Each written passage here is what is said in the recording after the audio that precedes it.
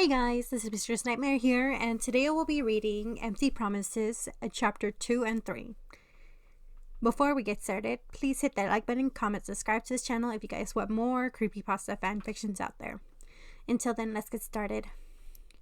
What is he planning to do? Nothing too drastic, right? The suspicion was killing me.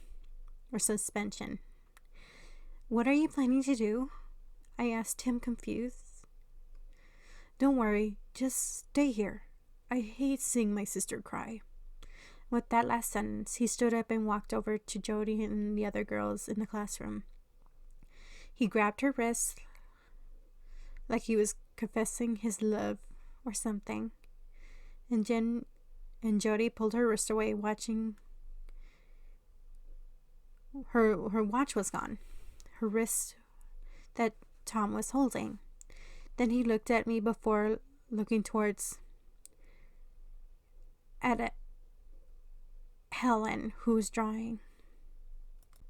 I was confused, but I continued to watch as Tom proceeded to slowly open Helen's bag with the watch in hand, and then slowly placing it in there and closing the bag again. Then he walked away before running over towards me. Why? What did you just do? I asked, confused by the events that just occurred. Getting payback for what Helen did to you. He publicly humiliated you. He made you cry. I will not stand for this. You are my sister. If I don't protect you, who will?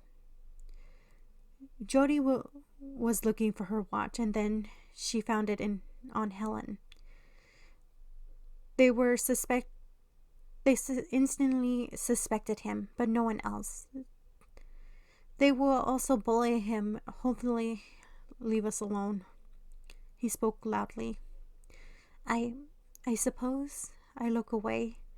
I mean, the plan was flawless. The guys at the school were also too dumb to look deep into things. And when an answer was right in front of them, I wasn't sure how to feel about this, about framing someone else for a crime you committed and wishing to torment upon them. But still, he could keep his mouth shut. No matter how much I tried to justify Tom's actions, my heart kept going back to Helen. Unfortunately, the plan worked perfectly. Jody was looking for her watch and she found it on Helen. And then they left me and Tom alone and picked entirely on Helen. I felt so bad, but I couldn't say anything.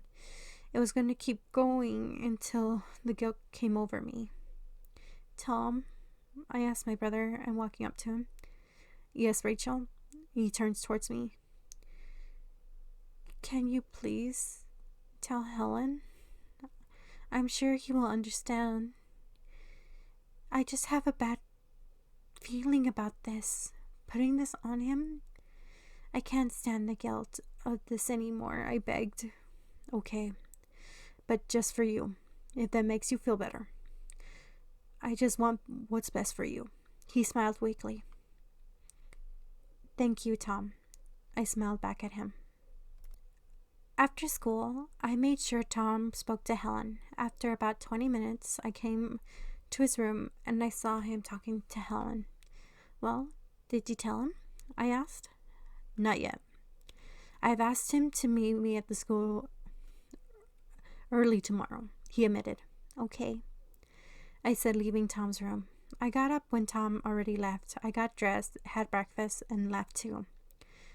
I bumped into Helen. Oh, hi, Helen, I said weakly. Hey, Rachel.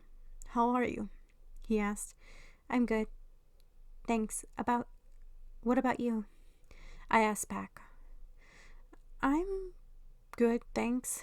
I gotta meet your brother on the school roof today. Yeah, I know. I'm meeting him there too. He wants to talk to both of us. I smiled at him. What does he want to talk about? Helen asked me. He asked me not to say until we got there. That's fine. He looked towards the path again. We spoke on the way to school. I really got to know him well. I remember how I fell for him in the first place when we got to school. We could really see Tom on the roof of the school building. So me and Helen made our way up there. He smiled when he saw the both of us. I smiled back, but Helen didn't. I let Tom and Helen talk about it. I don't want to get involved. When Tom told him everything after a while, I could see Helen ready to start angry. All of a sudden, he grabbed Tom by the collar and spun him around a few times, strangling. I froze to my spot in shock, unable to stop them. I got a really bad feeling until they found their way to the edge. Tom was hanging off. Tom! I screamed and ran over.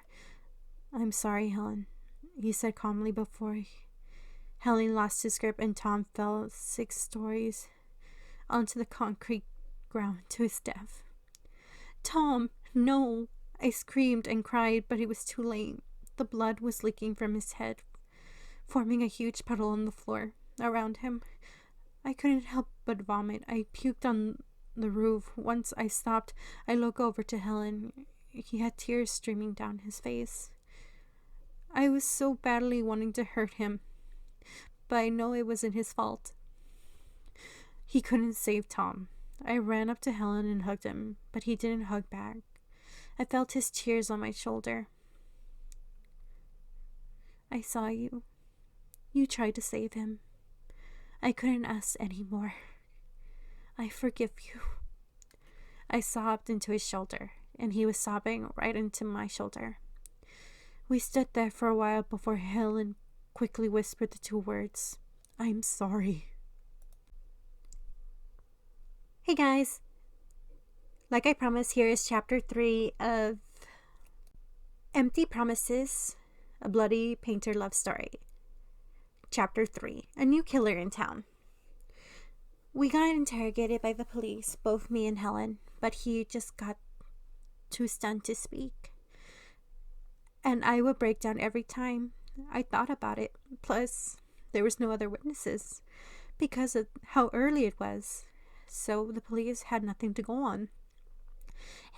Helen's bullying got worse. I tried to defend him as much as I could, but I brought the bullying onto me as well as him. We stuck together after that, making sure that neither of us ended up lonely or badly hurt, mentally and physically. Some say that me and Helen planned on killing Tom, while others said that he committed suicide and Helen and I couldn't save him. But we both knew that they were all wrong, and we didn't want to correct them in fear. There was this Halloween party plan. Everyone was invited, except me and Helen.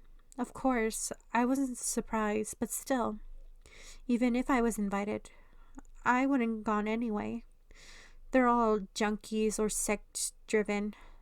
I'm not up to that, thank you. I was playing Flappy Bird, and I got in up to 320 when Maggie, my roommate, slammed the door on her way into the room, making me jump, causing me to crash into one of the green pipes. God damn it, Maggie! I was about to beat my high score! I yelled louder than I expected. Does it look like I care, loser? She scoffed. Don't call me loser, I said bluntly. You are a loser, though. At first you were related to Tom, but defended makes you lame. By default, it makes you so lame.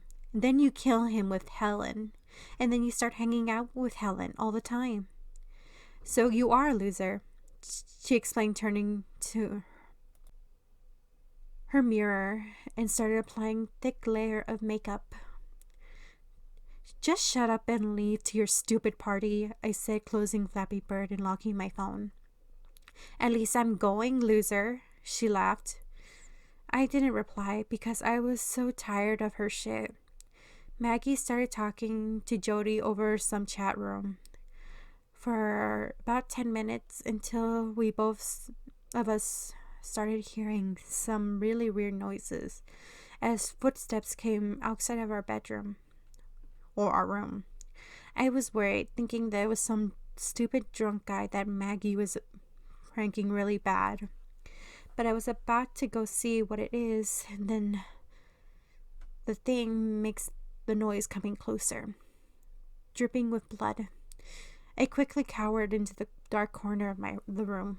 The guy who walked in was wearing a blue jacket and a mask. He walked up to Maggie and kills her. It was so brutal, I wanted to puke, but I managed to hold it in, or hold it down. I held a hand over my mouth and trying to cover the sound of my breathing. I stood there as he was starting to leave. I felt a sneeze building up. I tried to hold it back, but no avail. Crap, I thought to myself. He instantly snapped around and started walking towards me. Once he got to me, he grabbed me by the collar and dragged me into the light. I was so scared or afraid to do anything, yet he presses strangely comforting me. It felt like I knew him. He got closer to me, so close that I could taste his breath, even though from behind the mask. He started to raise his knife. I closed my eyes, preparing myself for the inevitable. After a few seconds, nothing happened. I opened my eyes. I saw him lowering the knife. I was confused, but I didn't move. Suddenly, the killer dropped his knife on the floor and lifted up his mask so I could see his mouth. And then he kissed me. It took me entirely by surprise. I couldn't help but kiss him back. It was soft yet desperately tasting of blood. Once he pulled away, he put his mask back down again before stroking my face and running out the room.